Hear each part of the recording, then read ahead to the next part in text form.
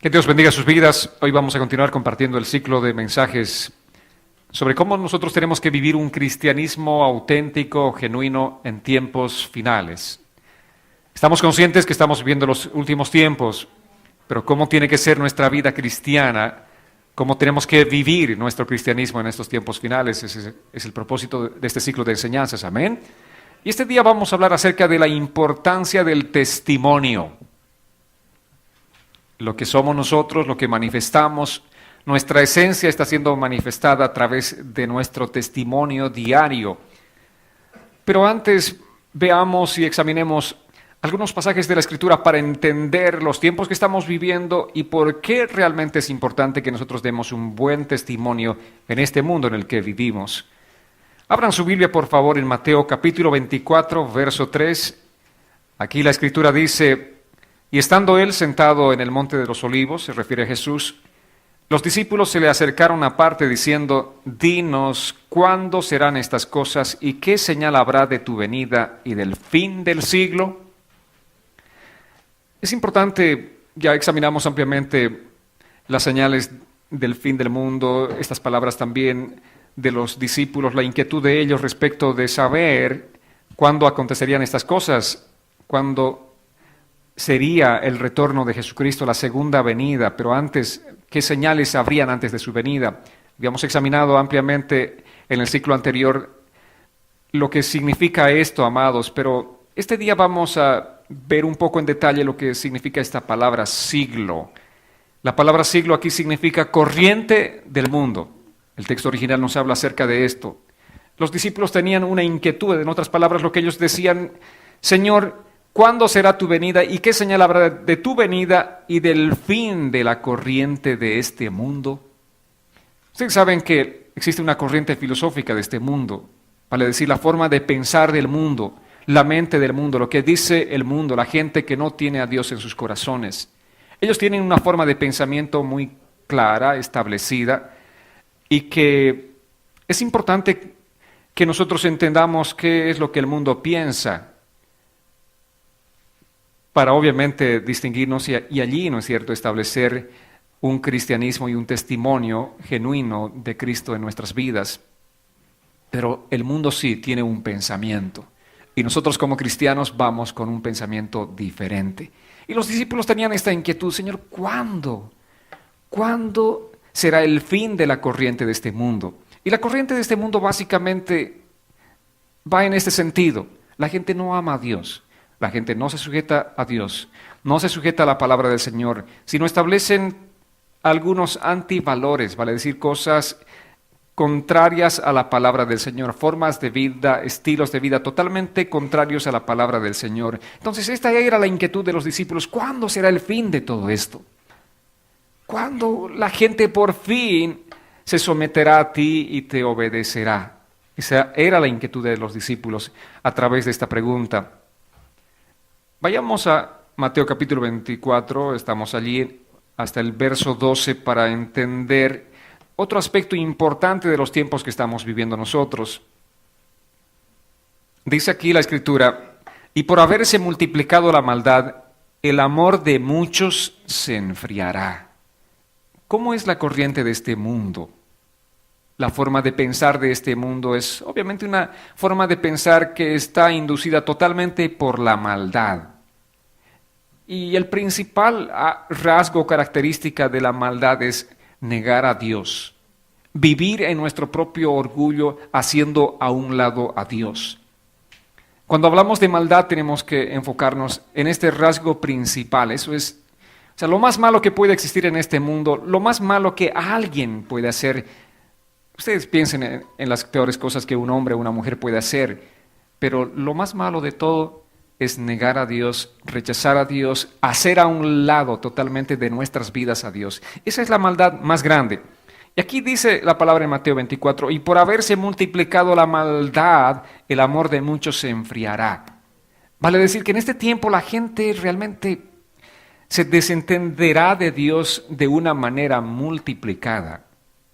Si antes la gente no quería saber de Dios, en este tiempo menos. Es impresionante. Estaba recordando recién hace un par de días una escena que vino a mi mente. Hace 8 años atrás más o menos estuvimos en un acto,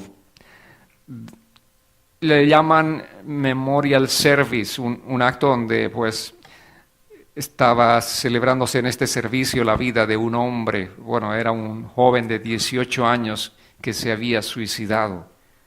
Y bueno, entre otras casualidades, él era hijo de un cristiano. Y no solamente un cristiano, digamos, normal, era hijo de un anciano de una iglesia. Y este muchacho, 18 años, lleno de vida, de talentos, por todo lo que mostraban en las fotografías en el Memorial Service, realmente un hombre, un muchacho bastante inteligente, muy cómico, divertido, se notaba que era lleno de vida, pero se suicidó. Por una u otra razón, el muchacho simplemente cortó su vida allí, decidió cortar su vida. Ese día vi tanta juventud como nunca, por lo menos en esta parte donde vivimos, entre Stuart y Palm City, hay más gente mayor que jóvenes, ¿verdad? Pero ese día veía centenares de jóvenes en ese servicio funeral. Yo decía, ¿de dónde salieron tantos jóvenes? Pensaba que aquí solamente vivían personas mayores. Y compartiendo entre algunos de esos jóvenes al final de ese Memorial Service, uno de ellos dijo: la primera vez en mi vida que yo escucho algo acerca de Dios. Y uno se pregunta, estamos supuestamente viviendo en Estados Unidos, denominado país cristiano, y un joven de alrededor de 18, 19 años también decía que era la primera vez que escuchaba algo acerca de Dios. Les digo que estamos viviendo este tipo de sociedad donde se ha multiplicado la maldad, la gente que definitivamente está totalmente desentendida de Dios y de su palabra. La gente que dice, nuestro criterio, nuestra forma de vida, nuestro estilo de vida, nuestra filosofía es la mejor que la de Dios. Entonces hacen totalmente a un lado a Dios y deciden vivir su estilo de vida propio. A eso se está refiriendo aquí con esta palabra. Bueno, por cierto, en este pasaje de Mateo 24:12 hay 3 palabras que vamos a examinar este día. La primera es la palabra maldad, que proviene de la palabra griega anomia, que significa sin ley. Amén. En este tiempo entonces se multiplicará la gente que vive sin la ley de Dios, lamentablemente incluidos algunos, entre comillas, cristianos. Dicen ser cristianos, pero no viven tomando en cuenta la ley de Dios, son sin ley. Gente que decide vivir de la forma que quieren sin respetar la ley de Dios. Eso es anomia, eso es sin ley. Y a eso se está refiriendo esta palabra maldad. Y la segunda palabra que examinamos en este pasaje es la palabra amor. Y aquí la palabra griega ágape se refiere obviamente al amor de Dios o el amor bajo la perspectiva de Dios. Examinemos entonces este pasaje de la Escritura, Mateo 24:12, parafraseando en el sentido que vamos en la línea del estudio que realizamos de este pasaje de la Escritura, podemos decir que debido a la multiplicación de los hombres que no respetan la ley de Dios, más bien la violan, el amor que muchos tienen por Dios se enfriará. Amén. El amor que muchos tienen. Yo sé que en este tiempo hay mucha gente que sí, también decide creer en Dios, decide amar a Dios, pero como vivimos en un mundo con una corriente filosófica totalmente contraria, en un sentido totalmente opuesto al de Dios, aún el amor de muchos de aquellos creyentes se enfriará. Amén. El deseo de amar a Dios con todas tus fuerzas, el deseo de amar a tu prójimo como a ti mismo, se enfriará. Yo solamente quiero decirles, no permitan que eso acontezca en sus vidas. Amén. Que esto no acontezca en nuestras vidas. Que sea la búsqueda constante, nuestra búsqueda de las cosas de Dios, de estar en comunión con Dios, pero no permitir que nuestro amor por Dios se nos enfríe, amados. Y es muy posible porque vivimos en un mundo totalmente contrario, un mundo que no ama a Dios, un mundo que no obedece a Dios, un mundo que no toma en cuenta las palabras de Dios. Así que es muy posible que si nosotros nos dormimos, dice el dicho, camarón que se duerme, se lo lleva la corriente, ¿verdad? Proverbios 32. No existe ese proverbio. Es un dicho simplemente popular, pero tiene tiene mucha esencia en lo que vamos compartiendo, ¿verdad? Si nos dormimos y permitimos simplemente que las cosas vayan aconteciendo, nosotros estamos tan bien plácidamente ahí, en esa corriente, bien dormiditos, ¿no es cierto? La corriente nos va a llevar. Vamos a de pronto encontrarnos pensando como el mundo piensa, haciendo las cosas que el mundo hace, y estaremos lejos de Dios. Estaremos enfriados. Entonces, esto es lo que la palabra nos advierte. Nosotros podemos ver en lo que a diario ven nuestros ojos en el mundo, la sociedad en la que vivimos, que hay cada día mayor individualismo. La gente que simplemente busca lo suyo, pero no se interesan por los demás, no se interesan en las necesidades de otras personas. Aún cristianos individualistas, cristianos que quieren su propia bendición, quieren su propia prosperidad. Yo quiero esto y esto y esto. Desean cosas para sí mismos, pero no tienen un deseo profundo en alcanzar a los demás. No piensan en servir a los demás. Cristianos que quieren tener tal vez el mejor auto, la mejor casa, pero no están pensando, por ejemplo, en ir y predicar la palabra, ir a diferentes lugares, dar a la gente necesitada, llevarles el mensaje de Dios, el mensaje de vida, el mensaje de salvación. No, la gente en este tiempo es totalmente individualista. Estamos viviendo ese tipo de sociedad y nosotros tenemos que tener un corazón, por supuesto, generoso para dar. Amén.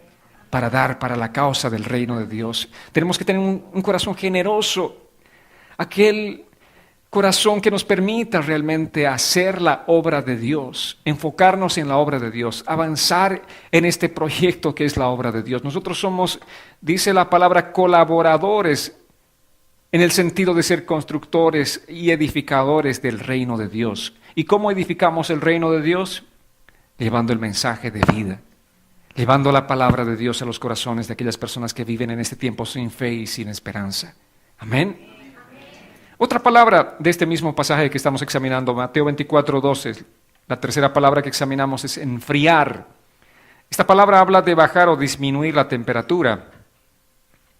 Entonces, una vez más, nuestra paráfrasis propia, debido a que hay mucha gente que vive sin la ley de Dios, el amor que tenían bajo la perspectiva de Dios irá disminuyendo. Eso es lo que nos dice Mateo 24:12. ¿Cuántos sabían que un refrigerador no enfría? ¿Sabían eso? Que un refrigerador no enfría. Todo lo que hace el refrigerador es simplemente expulsar el calor. Pero en sí mismo no enfría. Simplemente saca el calor. Y el mundo es como un refrigerador que está sacando el calor de los cristianos, aquel calor del amor por Dios. Amén. ¿Se han dado cuenta? Lo dice la palabra. Bueno, si ustedes a propósito del refrigerador querían hacer el experimento, enchufen una plancha, métanla al refrigerador y van a ver que esa plancha va a permanecer caliente.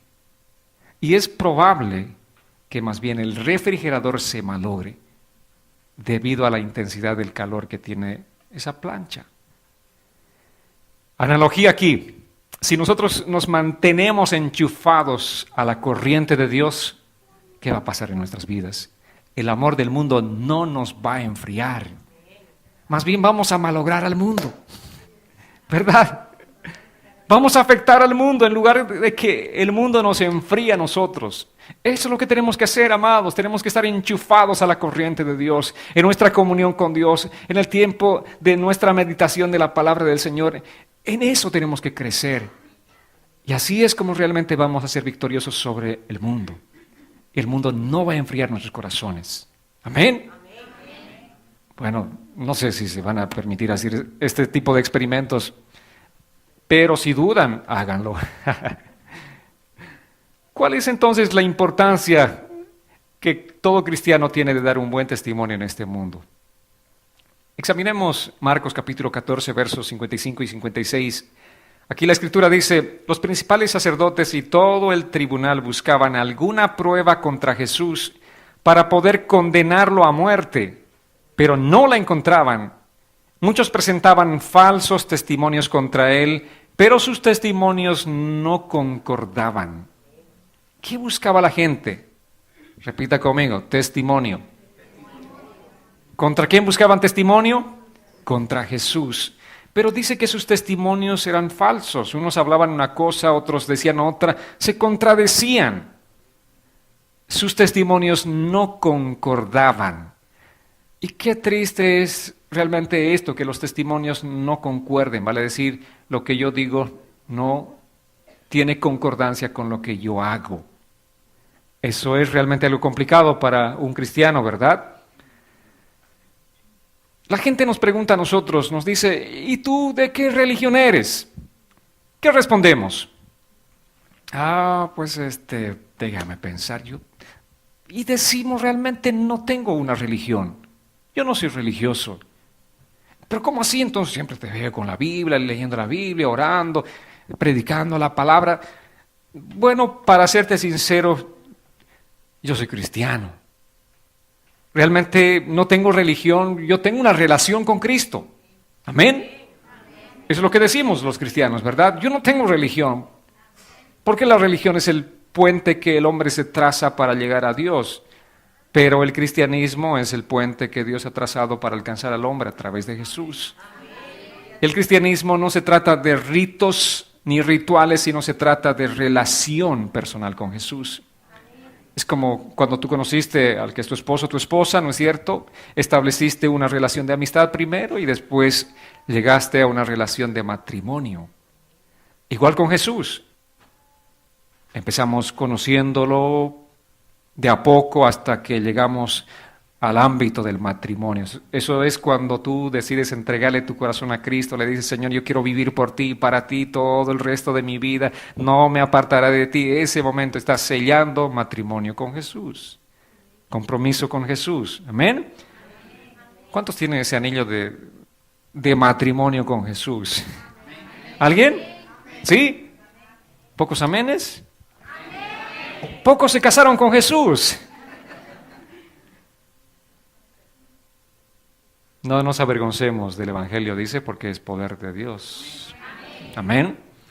No nos avergoncemos de nuestra relación con Jesús. Y eso es lo que tenemos. No tenemos una religión, pero sí tenemos una relación personal con Jesús. O por lo menos eso es lo que tenemos que tener. De eso se trata el cristianismo, amados. No de ritos, sino se trata de tener una relación con Jesús, de conocerlo a Él. Y cuanto más lo conoces, más te enamoras.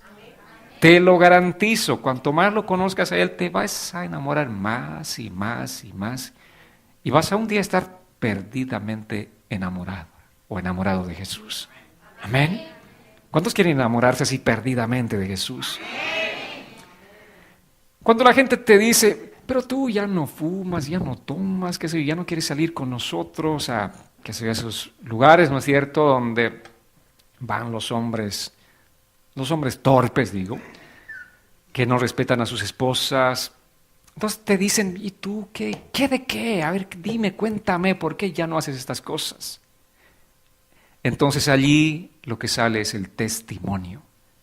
Realmente nadie me obliga a mí, pero yo lo hago porque amo a Dios. Y no solamente que amo a Dios, sino también amo a mi prójimo. Y mi principal prójimo es mi esposa. Entonces, como amo a mi esposa, yo no puedo hacer ya las cosas que hacía antes. Ninguna cosa que pueda ofenderla a ella, ninguna cosa que pueda lastimarla a ella. Todo lo contrario, lo que busco es su máximo bienestar. ¿Amén? Eso es testimonio. Y el testimonio, amados, es la manera más convincente de responder al mundo que nos pregunta quiénes somos, quién eres tú, de qué religión eres tú. ¿Ya sabes cómo responder la próxima vez? Cuando alguien te diga de qué religión eres. Amén. Ahora, esta palabra testimonio proviene de la palabra martus, parecido a Marta, pero martus. Martus significa evidencia, también significa testigo y significa mostrar. Eso es lo que significa esta palabra testimonio. Y en su significado lo que realmente resalta no son las palabras, sino los hechos. En el testimonio no resaltan las palabras, sino los hechos. Porque tú puedes hablar mucho, tú puedes hablar bonito, tú puedes ser muy convincente, Pero lo que resalta en esta palabra testimonio no son tus palabras en sí, sino son tus hechos. Es lo que tú haces. Sigamos en Marcos, capítulo 16, vayamos al 14, versos 60 al 62. Vamos a ver aquí el testimonio de Jesús. ¿Cómo era Jesús? ¿Cómo se comportaba Jesús ante la gente? Dice que el sumo sacerdote se paró en medio del tribunal y le preguntó a Jesús. Allí Jesús está ante un estrado, está ante la corte, la gente que lo está acusando. Entonces el sumo sacerdote se paró en medio del tribunal y le preguntó a Jesús, ¿no vas a responder? Mira lo que estos dicen contra ti. Pero Jesús guardó silencio y no contestó nada. Así que el sumo sacerdote le volvió a preguntar, ¿eres tú el Cristo, el Hijo del bendito? Jesús le respondió, yo soy.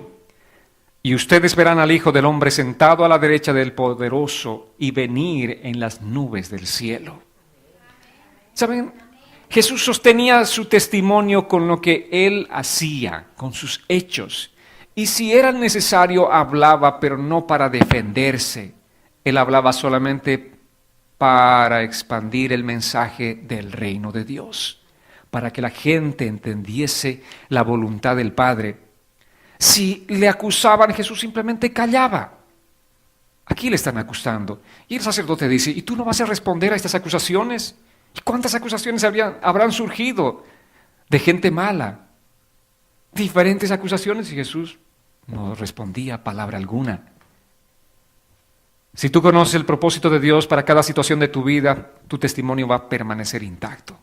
A pesar de las acusaciones de la gente, si la gente te acusa y no es cierto de lo que te acusan, tú no tienes por qué defenderte. Amén. Simplemente calla. Ahora, si cuando la gente te acusa, tú te molestas, te enfadas, tal vez es cierto lo que dicen. Pero si no es cierto, que digan lo que digan. Uno está tranquilo, tiene el sueño feliz y tranquilo. No tiene nada de qué preocuparse, ¿verdad? Y Jesús mantuvo su testimonio intacto hasta el final. Dice la palabra en Marcos capítulo 15, verso 39. Y el centurión que estaba frente a él, este centurión, este soldado romano, está ya en la cruz del Calvario, en un momento muy difícil de la vida de Jesús.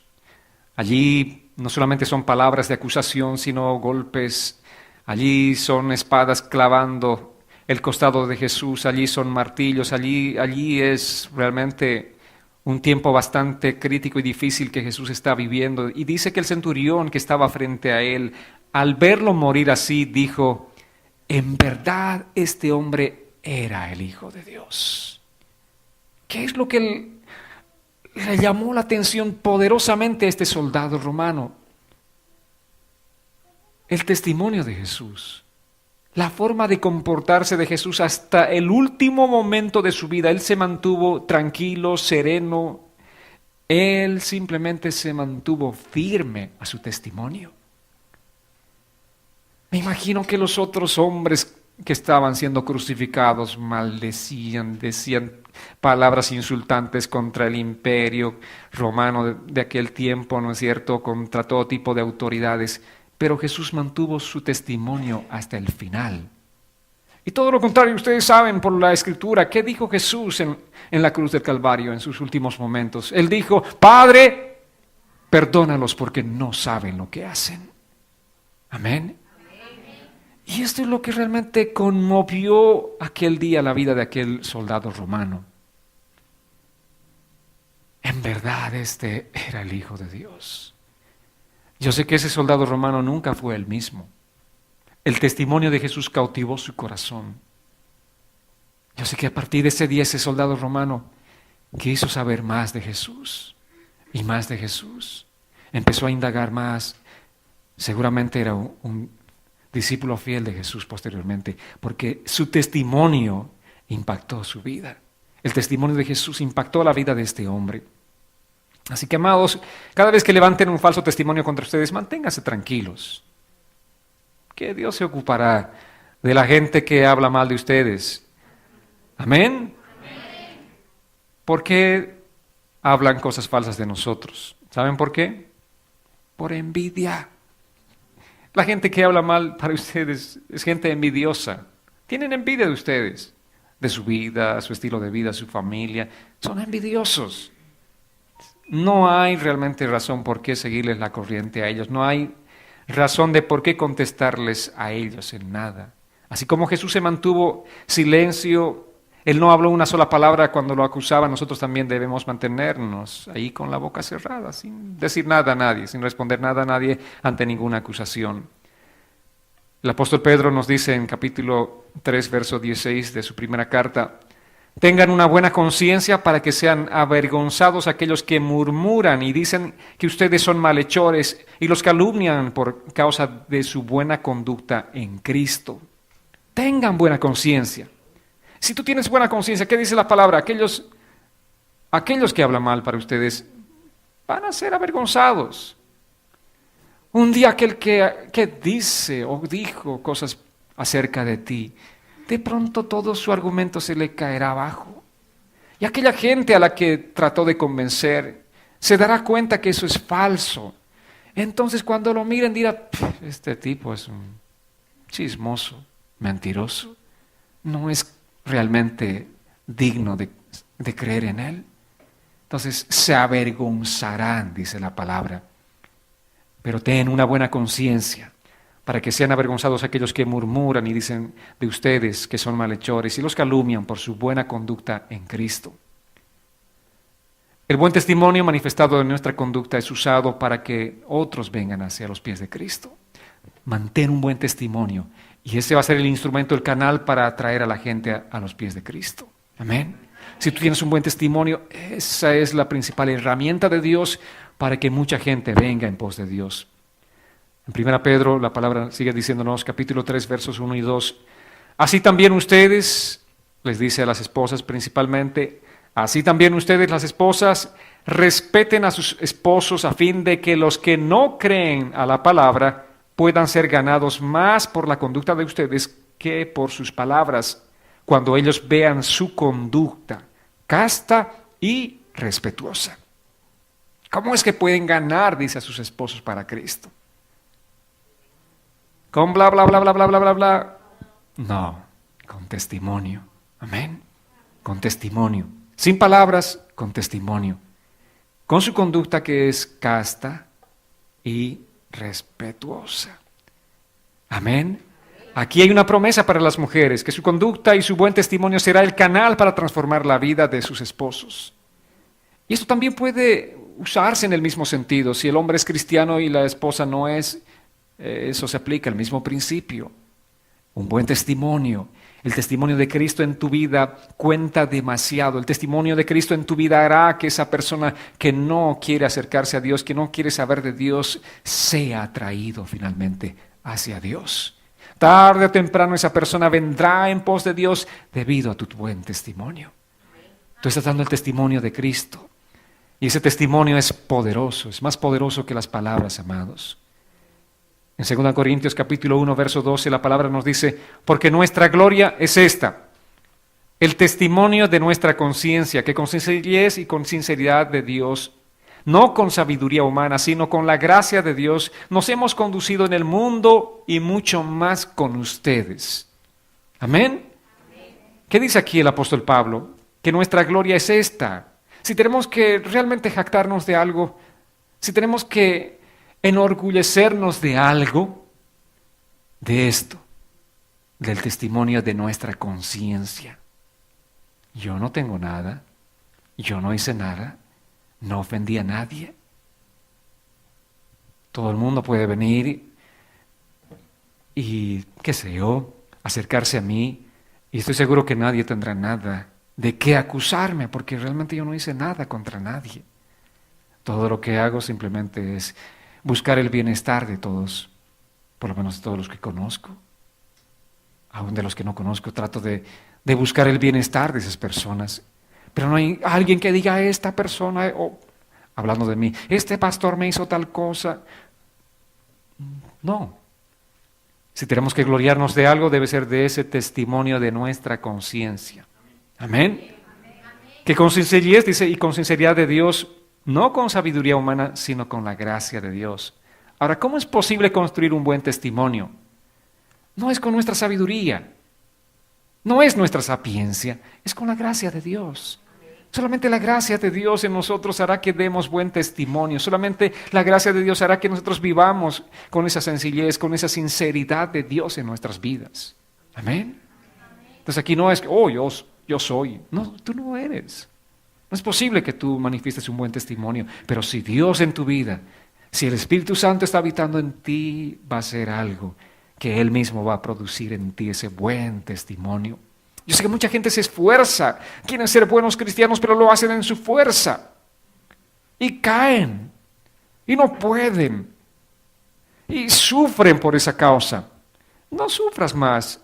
Ven, realmente ríndele tu vida a Dios totalmente y Él va a hacer de ti esa persona con un buen testimonio. Él va a hacer de ti un cristiano realmente genuino y auténtico, capaz de estar en pie y firme en este tiempo final en el que estamos viviendo. Amén. El testimonio de nuestra conciencia, amados, es la evidencia de que estamos mostrando el carácter de Cristo a los demás. Es la evidencia. ¿Quién es Cristo? La gente tiene que saber quién es Cristo a través de una evidencia de lo que tú estás mostrando a través de tu vida. Pablo menciona 2 lugares donde nosotros debemos dar testimonio. Dice, en el mundo y ante ustedes. Estamos dando testimonio ante el mundo.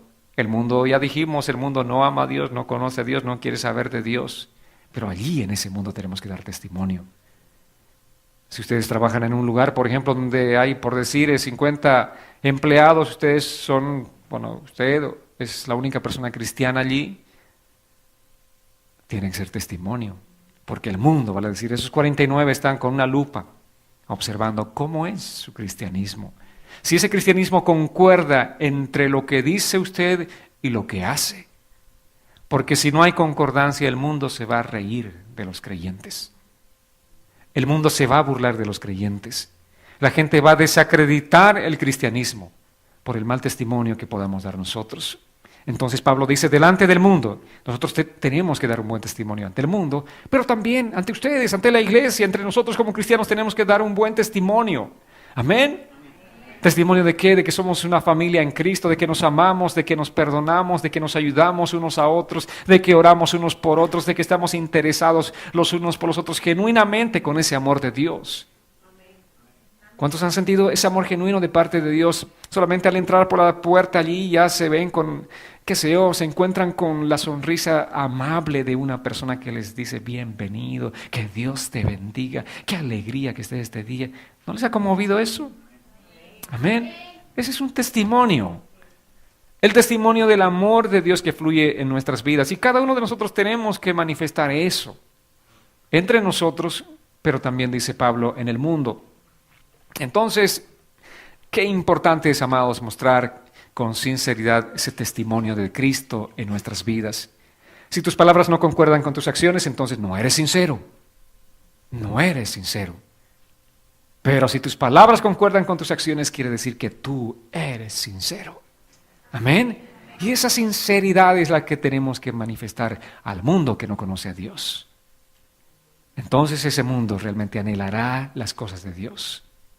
Querrá, por lo menos empezará interesando por las cosas de Dios. Porque diré, realmente, no sé, algo veo en ti, algo diferente. Pero no solamente ven algo diferente, lo mejor de todo, me gusta como eres. Y dice, yo quisiera ser como tú. Yo quisiera tener una familia como tú tienes. Bueno, ya saben cuál es el secreto. Todo lo que tienes que hacer simplemente en ese momento decirles, por supuesto, tú puedes tener una mejor vida que la que yo tengo, tú puedes tener una mejor familia que la que yo tengo. Todo lo que tienes que hacer es simplemente permitir a Cristo ser quien guíe tu vida y tu familia. Esa definitivamente es la respuesta y ese es el secreto, si podemos hablar de algún secreto. Jesús estuvo enseñando 3 años consecutivos a sus discípulos. 3 años, enseñaba y enseñaba y enseñaba. Pasó tiempo, días y días, enseñándoles a ellos los principios de vida cristiana. Y una vez que terminó ese proceso de entrenamiento, pasaron los 3 años Jesús los mandó al campo de la acción. Les dijo, ya están muy bien enseñados, ahora vayan ustedes a dar testimonio. Amén. Por eso el quinto libro del Nuevo Testamento se llama, ¿qué se llama? Hechos. Hechos. Ya estos discípulos habían sido entrenados, aprendieron las palabras de Jesús, ahora les correspondía poner por obra. Hechos. Eso es lo que se necesitaba de esta gente. Manifestasen hechos, porque ya estaban instruidos en las palabras de Jesús. Y hechos, amados, significa evidencia. Entonces, a partir de este día puedes ya no hablar tal vez de testimonio, pero puedes hablar de evidencia. Este día podemos decir, vamos a dar evidencia de que Cristo vive en nuestros corazones. Voy a dar evidencia a la gente que está a mi alrededor de Jesucristo morando en mi vida. ¿Cuántos quieren dar evidencia? Amén. Es un poco más profundo, ¿verdad? Testimonio a veces como que no entendemos muy bien esa palabra, pero evidencia. Que quede evidente que yo conozco a Cristo. Que quede evidencia de que yo tengo una relación con Jesucristo. Uno que dio evidencia es Esteban. Vayamos a Hechos capítulo 7, versos 59 y 60. Después que empezó una tremenda persecución en contra de la iglesia cristiana, estamos hablando durante los primeros 100 años de vida de la iglesia cristiana, muchos hombres entregaron sus vidas por la causa de Cristo. La gente simplemente no quería escuchar el evangelio de Jesús, entonces lo que hacían con los discípulos de Jesús, con los apóstoles, era cortarles la vida. No queremos escuchar ese mensaje. ¿Y qué hacían ellos? No solamente que se tapaban los oídos, sino que los mataban. Y aquí tenemos una evidencia de un discípulo de Jesús. Dice así la palabra: y apedreaban a Esteban mientras él invocaba y decía, Señor, recibe mi espíritu. Y puesto de rodillas, clamó a gran voz, Señor, no les tomes en cuenta este pecado. Y habiendo dicho esto, murió. Estaba siendo apedreado aquel discípulo de Jesús. Pero obviamente él vio aquella escena de su maestro. Vio aquella escena de Jesús muriendo en la cruz del Calvario y en el último suspiro de su vida diciendo, Padre, no les tomes en cuenta su pecado, perdónalos. Y ahora tocó el tiempo del discípulo de Jesús de mostrar una evidencia de que él había caminado con Jesús, de que él había escuchado el mensaje de Jesús, de que esas enseñanzas estaban tan bien profundamente insertadas en su corazón. Era el tiempo de dar evidencia. Y así como su maestro murió perdonando, él también manifestó esta evidencia. Entonces dijo, no les tomes en cuenta este pecado. Y habiendo dicho esto, durmió. Ya dijimos que esta palabra durmió significa morir en Cristo. Amén. Encomendó su espíritu y murió aquel día. Aquí está Esteban evidenciando las palabras de Cristo. Eso es lo que tenemos que hacer nosotros, evidenciar las palabras de Cristo en nuestro diario vivir, en nuestro diario caminar. ¿Qué hacemos cuando de pronto la gente nos insulta? Cuando la gente nos ofende, ¿qué hacemos? ¿Estamos evidenciando la vida de Cristo en nuestras vidas? No, muchas veces no evidenciamos, ¿verdad? Respondemos insulto por insulto. Ah, tú me dijiste esta, vamos, agárrate aquí, aquí va la tuya. No, tenemos que dar evidencia. Les dije, la palabra testimonio a veces no es tan comprendida, pero evidencia es mucho más profunda, ¿verdad? ¿Qué vas a dar cada vez que te insulten? Diga conmigo, evidencia. Amén. ¿Evidencia de qué? De que Cristo vive en tu corazón. Esa evidencia. Sigamos en Hechos 11, 25 y 26. Aquí vamos a descubrir algo maravilloso. Vamos a descubrir la palabra cristiano y entender lo que significa esta palabra cristiano, cristianismo. Dice la palabra, después fue Bernabé a Tarso para buscar a Saulo y hallándole le trajo a Antioquía y se congregaron allí todo un año con la iglesia y enseñaron a mucha gente y a los discípulos se les llamó cristianos por primera vez en Antioquía. Amén. La primera vez habían acontecido algo así como una década de que los discípulos de Jesús habían establecido la iglesia. Jesús ya hizo una obra. Él estableció la iglesia, pero no sabían que eran cristianos hasta este momento específico, que la gente misma les dio este denominativo. Y un poco para entender el contexto, en Antioquía vivía mucha gente judía, mucha gente gentil, gentiles, todos aquellos que no son judíos. Era una ciudad donde vivía una mezcla de razas y culturas, gente de diferentes razas y culturas. Sin embargo, aquellos que habían conocido a Jesucristo, aquellos que se habían convertido al cristianismo, tenían algo en común. ¿Y saben quién era? Era Jesús. Era Jesucristo. A pesar de sus diferencias culturales, raciales, ellos tenían algo en común. Y se amaban unos a otros. Y eran algo así como la hice familia. ¿Amén? Algo así como nosotros. Anhelamos, ¿verdad? Anhelamos ese estilo de vida. Se amaban porque tenían algo en común. Pero nosotros vinimos a este lugar y somos de diferentes nacionalidades, razas y colores. Pero ¿saben qué? Somos una familia. Tenemos a Cristo en nuestras vidas. Eso es lo máximo que nos interesa. No estamos viendo el color de la piel, no estamos viendo de qué país eres, no estamos viendo nada, sino quién vive en tu corazón. Y si Cristo vive en tu corazón, tú eres mi hermano, mi hermana, y nos damos un abrazo. Eso es lo que tenemos en común, a Cristo en nuestras vidas. Así es como vivían aquellos hombres en Antioquía. Ahora se les llamó allá. Por primera vez que se conoce este denominativo de cristianos fue en Antioquía. Ahora, la pregunta es, ¿por qué se les llamó cristianos? Porque tenían el testimonio de Cristo en sus vidas. Por eso, cuán importante es la palabra testimonio, ¿verdad? El testimonio de Cristo en sus vidas era evidente. El amor que fluía de sus corazones era evidente. Por eso les dije testimonio, evidencia. Testimonio igual a evidencia.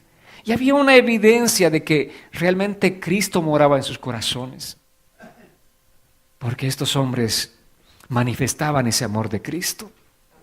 Ahora, ¿saben qué significa la palabra cristiano? De la palabra griega Christos con J. Significa un pequeño Cristo. Tremendo, ¿no? Un pequeño Cristo. A ver, yo quisiera desafiarte a que mañana vayas a tu trabajo y le digas, mucho gusto, o compañeros, un momento, yo tengo un anuncio, yo soy un pequeño Cristo. ¿Qué se supone que la gente va a decir? ¿Qué se supone que la gente va a esperar de nosotros si vamos y les decimos, soy un pequeño Cristo? ¿Saben qué va a esperar? Diga conmigo, evidencia. Van a estar expectantes a ver este pequeño Cristo, cómo vive, qué dice, qué hace. ¿Verdad? Eso es lo que van a esperar. Y eso es lo que genuinamente significa la palabra cristiano. Yo sé que vivimos en un mundo, en un país, ¿no es cierto?, como este, donde se denomina país cristiano. La gente, donde vayas, vas a encontrarte con gente diciendo, yo soy cristiano. Pero realmente no saben ni qué es cristiano, ni mucho menos viven como un cristiano. No saben ni siquiera el significado de cristianismo y dicen que son cristianos. Cristiano significa ser un pequeño Cristo. Vale decir, vivir el estilo de vida de Cristo, conforme al carácter de Cristo. ¿Qué esperaría de ti la gente si tú les dices que eres un pequeño Cristo? La gente se basó en aquel día en la evidencia que dieron los discípulos para decirles cristianos, para darles... ¿Y cómo surgió esto?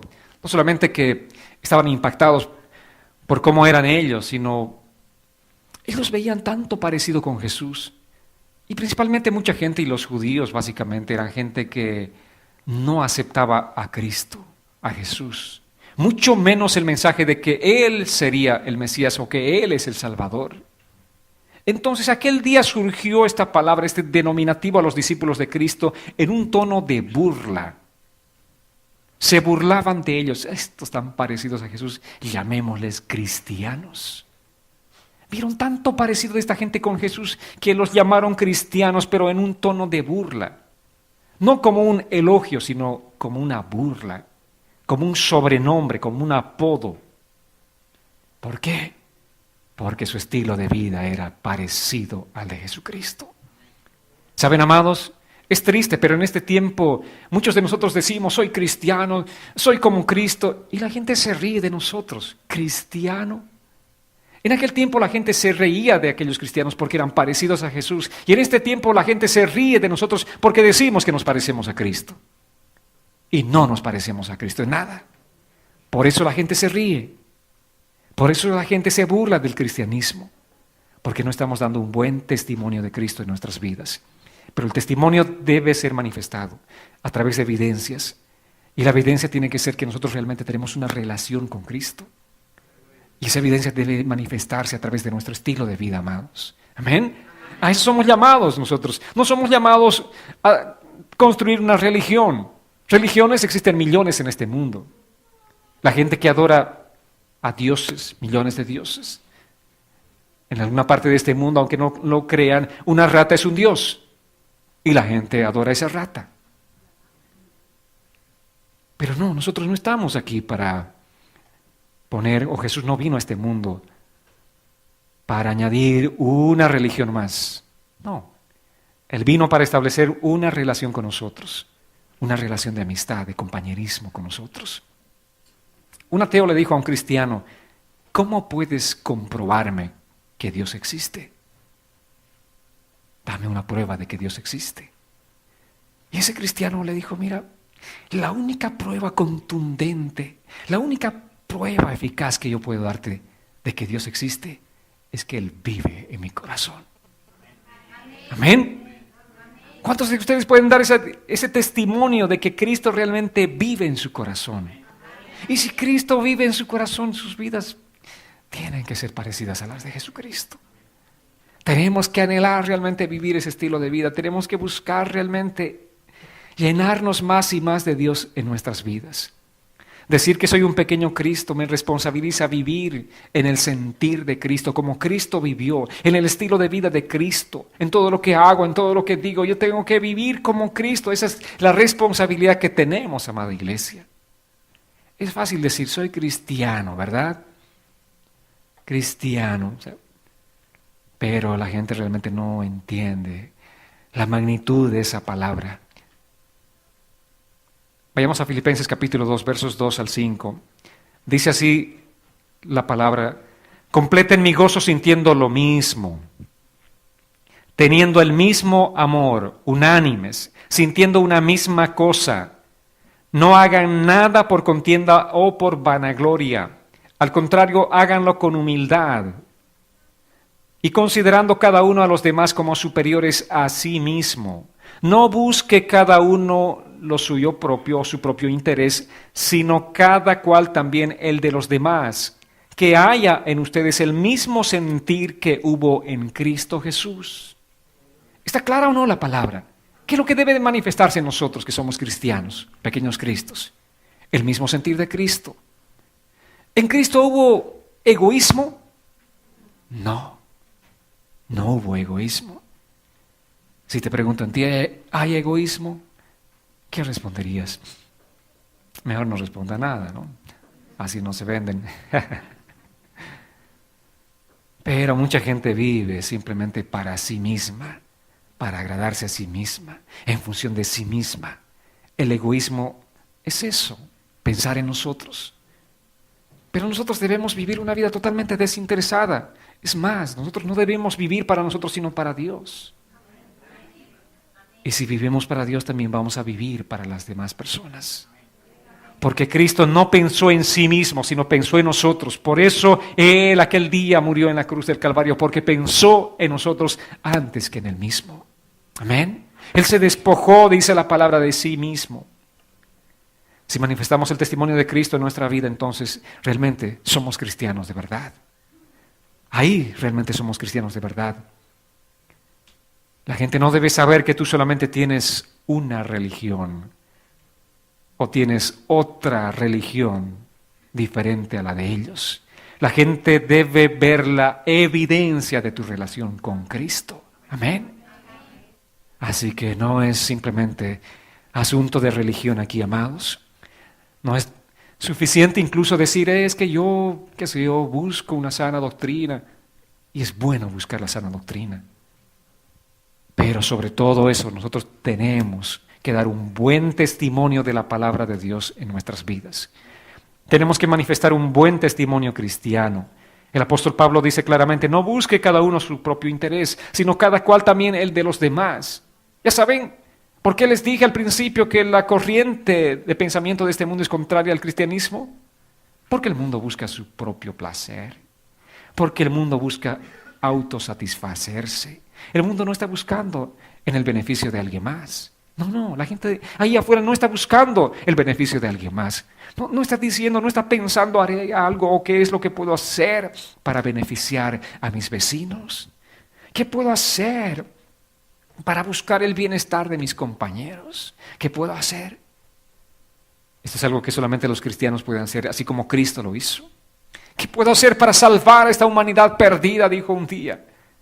Voy a entregar mi vida por ellos. Y eso es realmente algo grandioso, ¿verdad? Ese es el sentir de Cristo. Y si seguimos en Filipenses encontramos esta otra escritura.